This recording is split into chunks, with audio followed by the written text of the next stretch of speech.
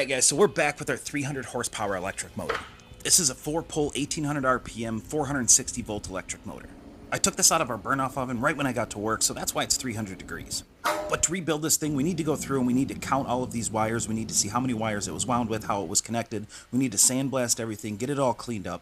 And after we re-insulate all of those slots, we can go ahead and start making a test coil. Now this coil actually is the max size that the current winding head I have can make.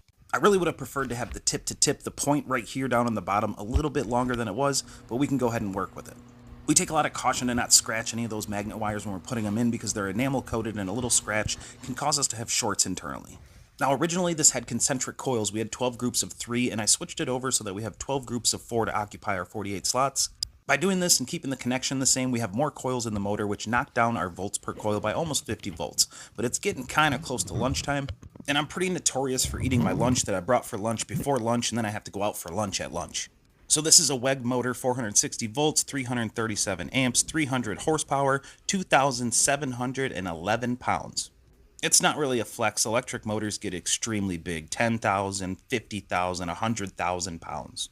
But this is the one that's in front of my face today, so that's what you're going to see. We're going to go through here and start laying out our connection. We sleeve all of these as they come out so that we can connect them to our leads. And if you watched our previous video on this electric motor, they did not sleeve this originally from the manufacturer, which I don't really know why. This helps protect our potential voltage difference when we're running this right alongside other phases of coils. To make the connection good, we have to go through and we have to burn that enamel coating off. I'll go ahead and wrap one of these wires around it, and then we'll braze each one of these leads. So we're using a high content Silphos stick for this. And after everything's been cooled off, that's what you want that connection to look like. It should be tight, it should be full, there should be no pinholes. We'll wrap it with tape, we'll sleeve it, and we'll be able to tuck this back.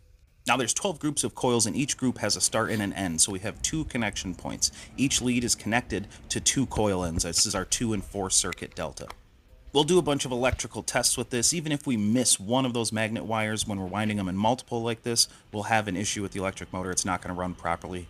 And our last step is to take this masking compound. We'll grease all the areas we do not want this varnish to stick. It'll go into this VPI vacuum pressure impregnation tank. Then we'll bake it in an oven and we'll be good to go. Cheers, guys.